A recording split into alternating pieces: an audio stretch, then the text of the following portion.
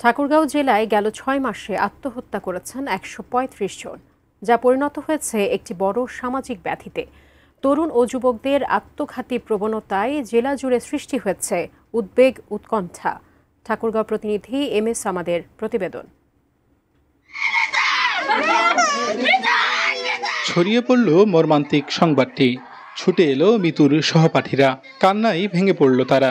গত ১০ জুলাই প্রকাশিত হয় SSC পরীক্ষার ফলাফল। পাশ করতে পারেনি মিতু। বিষ পানে আত্মহননের পথ বেছে নেয় অভিমানী মেয়েটি।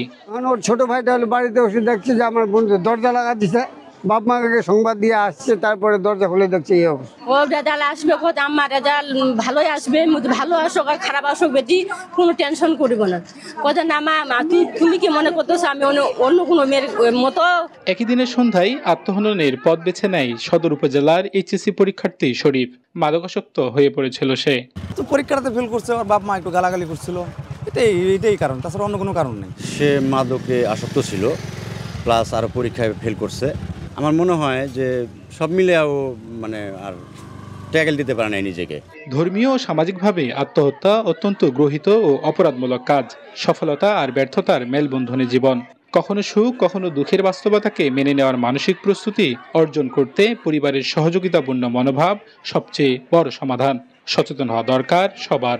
এটা স্কুল এবং কলেজে আরও বেশি এই মোরাল কিছু লেসন ছাত্রদেরকে দিয়ে এটা কিছু ডেভেলপ করা যেতে পারে। গার্জিয়ানদের মধ্যেও মনে হয় সন্তানদের উপরে এক ধরনের বিশেষ চাপ, যেটা তার জন্য সঠিক হবে না। প্রতিযোগিতার কারণে এই বিষয়গুলি হচ্ছে।